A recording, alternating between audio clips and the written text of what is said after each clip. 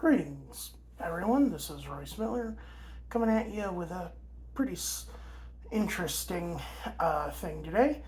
Um, so, for those who don't know, my house was struck by lightning last May, and the fire department had to flood the whole house to put out the fire. And over the past couple of months, we've been slowly recovering some of my stuff. You can see behind me, we got some of this was in my car, some of it was in the house, some of it came afterward. Um, but yeah, we've been trying to save everything. But I figured today'd be a good time to share something pretty personal with you. This is the DCYou Unscripted care package I got when I first arrived in Burbank for the DCYou Unscripted contest.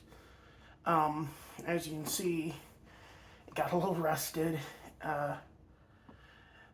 but I figured we could discover together if everything's okay in there, and it'd be a good trip down memory lane.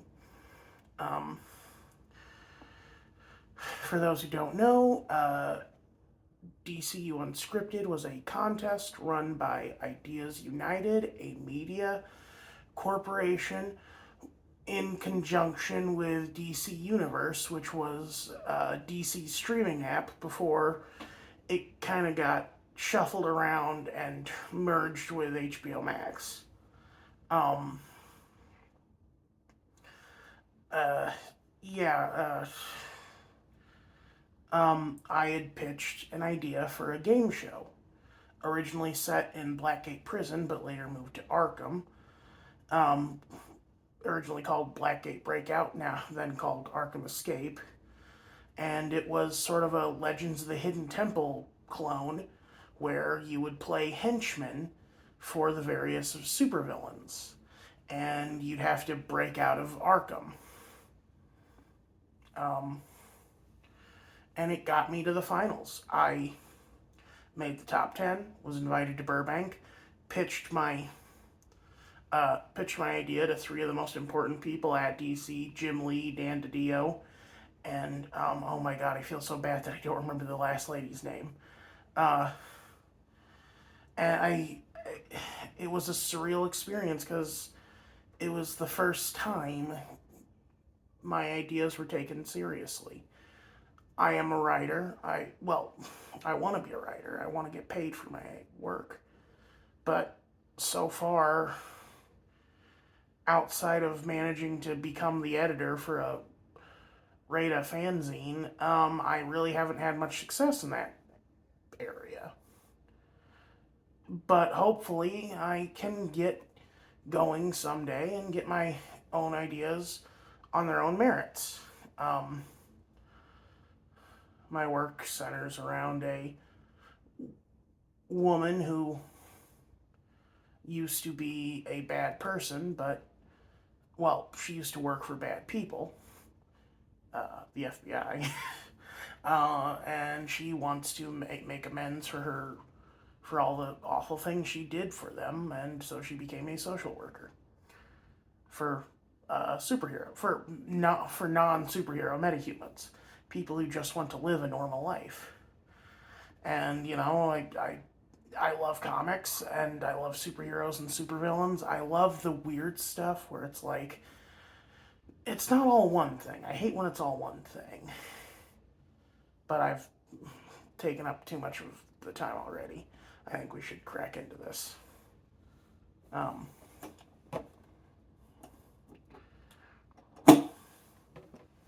Okay.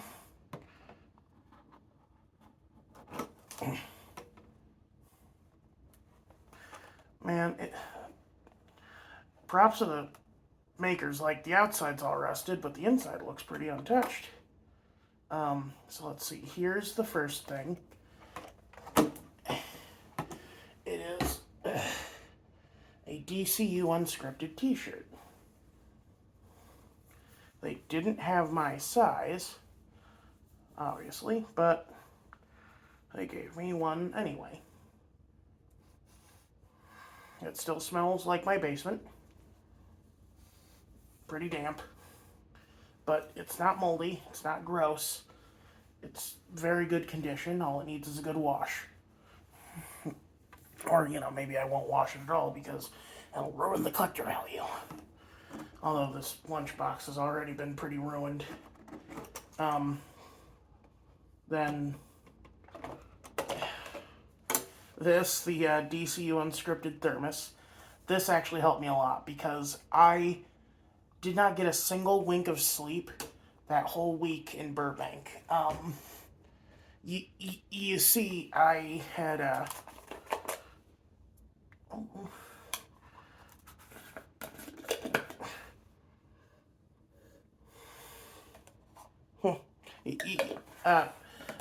I was very nervous and very excited at the same time, so I had basically spent the entire time. This is not sealing like it should. That's old. What can you do? But so I'd spent the entire time just absolutely, I'd spent every night trying to memorize every line of my pitch so I could do it without a script. It was very nerve-wracking, and so I had actually been using that to hold coffee for myself, and which should tell you a lot because I hate coffee. I don't like drinking coffee. It's very bitter. Even the pumpkin spice latte is too bitter for me. I'll only drink those powdered cappuccinos once in a blue moon because they have very little coffee taste in them. I think it's because instant coffee isn't really coffee. But yeah, so I have some fond memories of that. But then after that night, after my pitch had been accepted into the top three, and I knew I thought I was going into pilot. COVID kind of robbed me of that. Well, there were a lot of factors. COVID was a major one, but I would say someone's botched handling of the pandemic was more responsible. So, but let's not get political.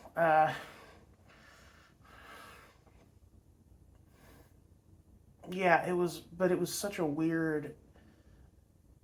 It was like a weight was lifted off my shoulders. I was so overwhelmed, yet relieved at the same time. I had made it. I was going to pilot. My ideas were worth something.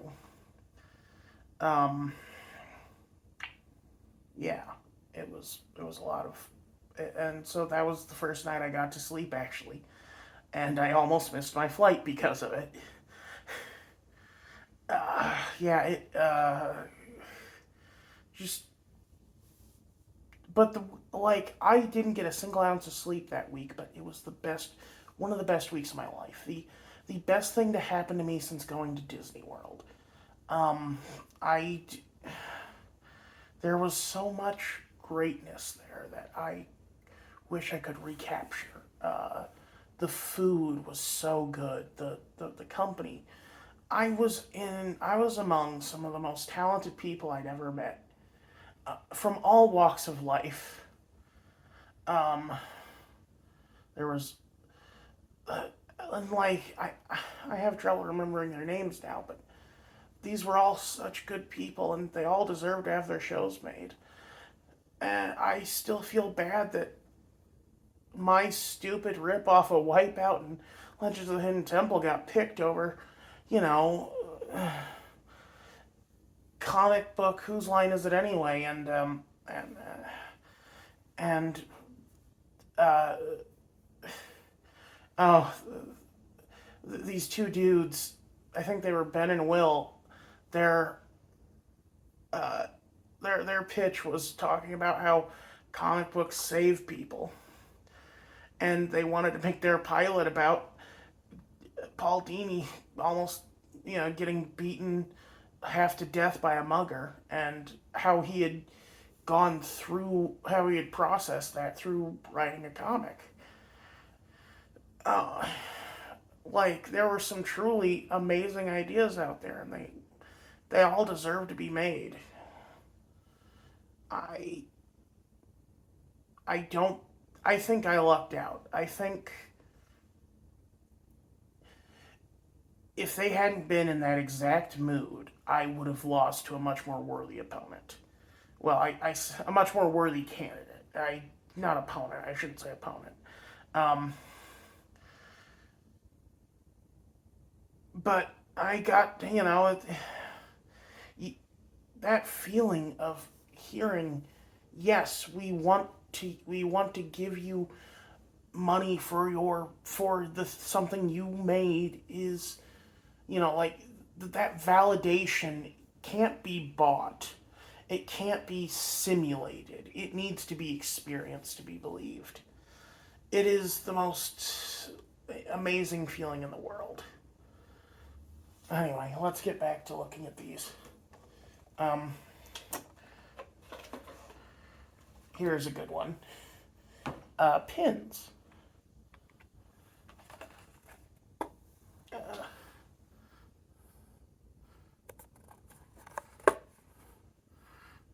Uh, these were, I do love these. These are amazing.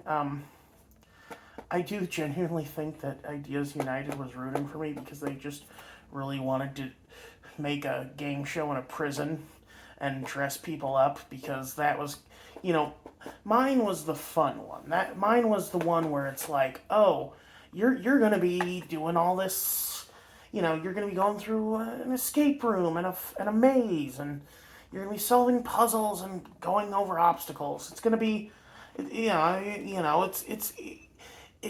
wasn't it, it I wouldn't say it was a meaningful the way some others were, but it had that spirit that I think a lot of reality shows fail to capture. It has that engagement where the audience wants to be, I called it the ultimate ninja warrior for the common couch potato. Yeah. Um, and like I do genuinely believe that.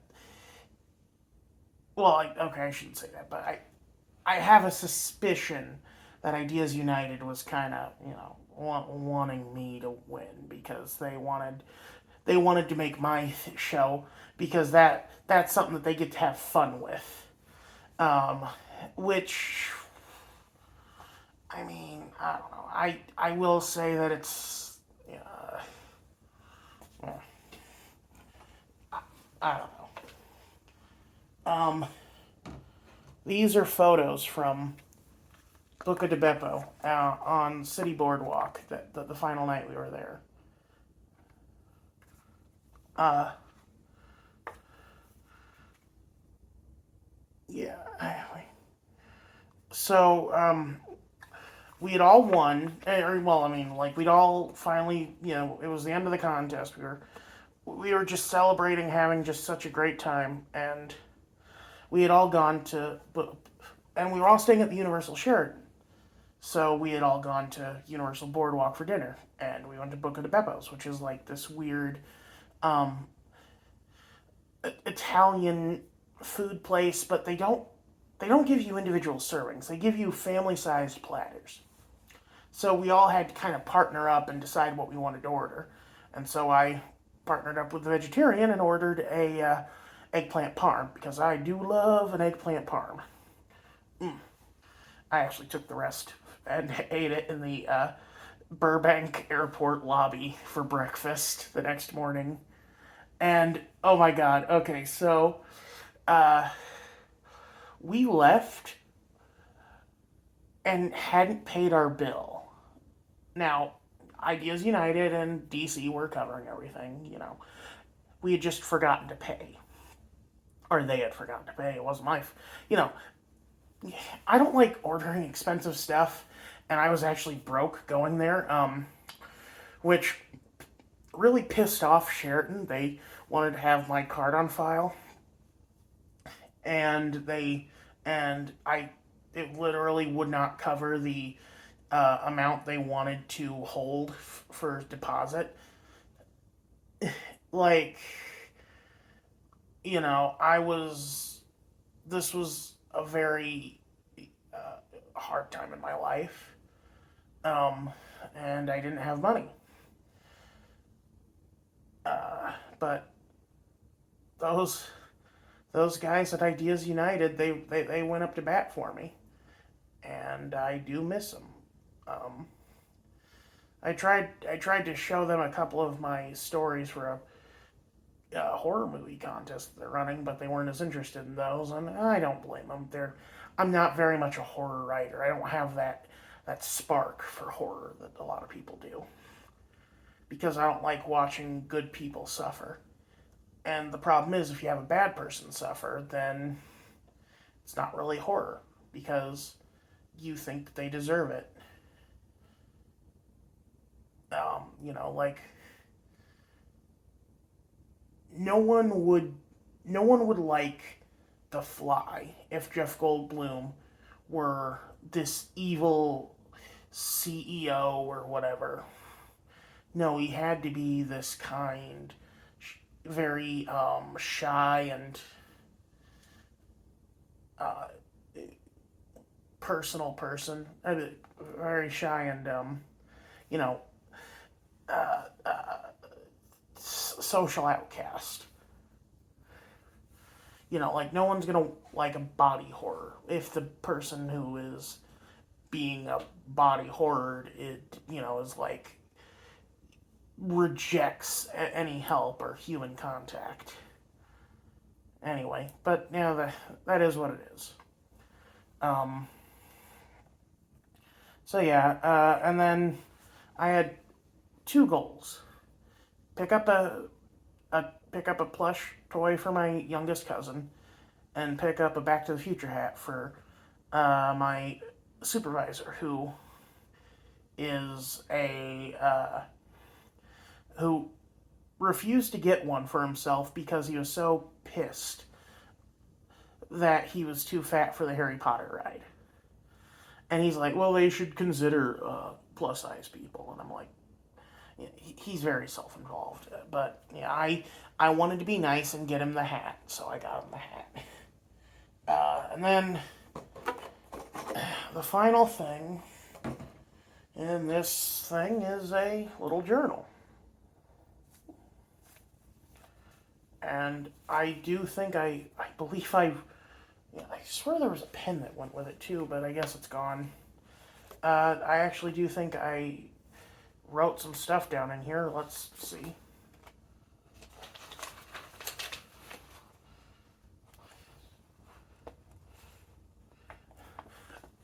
Now I remember. I was having trouble getting a line down, so I wrote it over and over. Notorious mental institution. Notorious mental institution. Notorious mental institution. Notorious mental institution. And I would just do that with every line I had trouble with. Obstacle course game show. Hindering our daring ne'er-do-wells. Sight unseen. Harley, Scarecrow, Rachel, Ghoul, Ivy, Freeze, Joker, Penguin, Two-Face. Oh, I drew little things for all the characters. Look. So, part of my pitch was that you would get totems from your, the supervillains. So there was, let's see here, the red diamonds, the orange pumpkins, the yellow dragons, the green, did I call Ivy's team the Green Thumbs? Then a freeze ray, Joker, the Blue Yetis, the purple pranksters, the black birds, and the white knights. So Harley, Scarecrow, Raish, Ivy, Freeze, Joker, Penguin, Two-Face. And each one would have a totem from their boss that they could win in one of the obstacle courses before the final round. So for Ivy, or for Harley, I forget what the Jack in the Box did. I think it lured guards. Like, instead of temple guardians, you had security guards. And then Scarecrow's was a stun thing. Uh, so, a fear gas grenade. Harley's was a Jack in the Box. And then Raisha's was a vial of the Lazarus Pit serum, and it was a bonus life that you could use if you had been, nabbed by a guard. And then Ivy was her pheromone perfume, so you could manipulate one of the guards. And then Freeze had a freeze ray, which actually froze the clock. Then Joker had a laughing gas squirting flower, which I believe it would permanently remove one of the guards from the game. I forget what Penguin. I think Penguin's was like a bribe. In Cobblepot We Trust. It's a little dollar with a penguin on it. And then Two-Face was the coin of fate. And the idea was that you flip it, and if it landed on heads, or if it landed on the good head, then half the guards would be taken off the course. But if it landed on tails, then one of the two team members, because each team had two members, would instantly be knocked out of the course.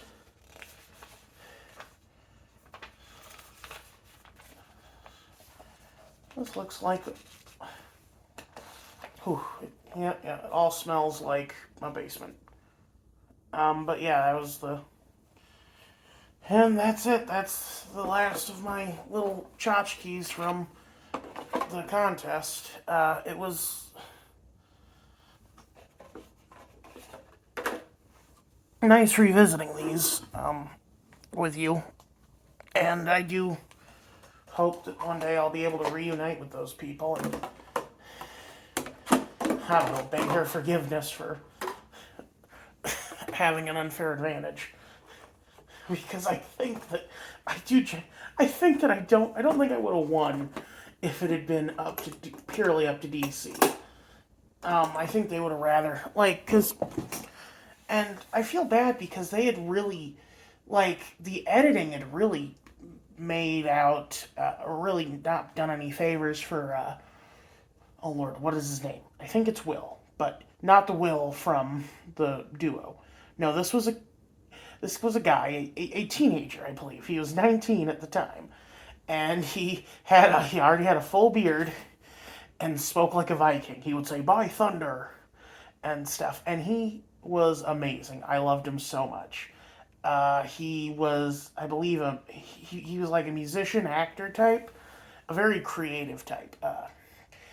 His favorite Batman villain was Music Master, the one from Batman Brave and the Bold that was played by Neil Patrick Harris. And his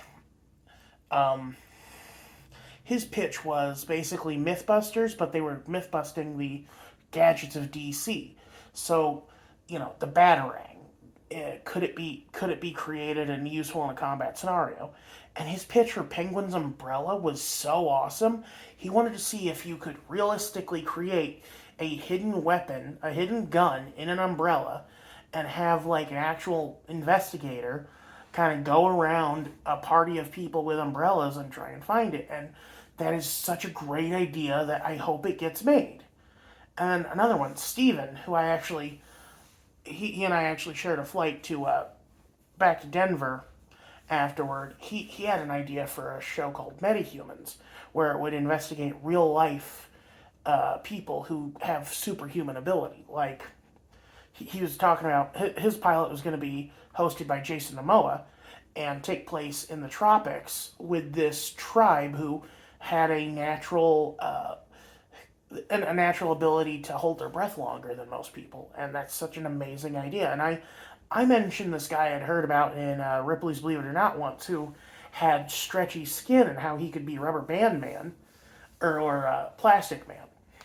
But it's a very awful disease because his skin is like soft as paper too, and he talks about accidentally like just ripping his whole forearm clean off, getting helped out of the pool. Yeah, but yeah, that was his show, Metahumans, and I really would have loved to have seen something like that. And you know, it's a great. It was one of the best times of my life, and I've said that a bunch, and I'll say it again. Um, and it's funny that it came from DC. Like, I love DC. I had subscribed to DC Universe to rewatch Batman the animated series at work. I had the DVDs at home, but I was too tired after work, so I'm like, I'll just watch them while I'm folding towels. Uh, Over here, you can see that I've got. This is actually gonna be my Halloween costume. I'm going as Penguin. I've been trying to color match a witch nose to my face because I don't want to. I don't think I could do the. I don't think I could do a long nose like the Cyrano de Bergerac nose, but I think a witch nose would go very well, and I could just, and I just found one at Walmart in their Halloween section. You can see this Joker mask. I bought a pack of comics specifically for that mask, and I do like it a lot. And down here is my collection of DC toys. Well, statues and stuff. Um, Including three of my favorite character, or well, no, four of my favorite character, Jonathan Crane, aka the Scarecrow. Uh,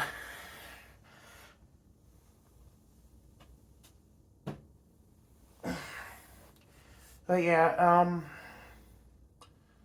all I gotta say is don't give up, take those chances, and be your best. Live your life. Don't let anyone else tell you what to do.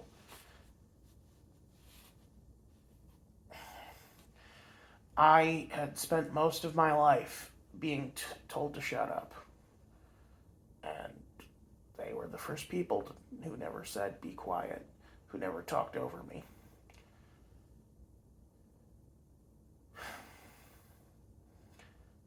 And I'll spend the rest of my life looking for that again.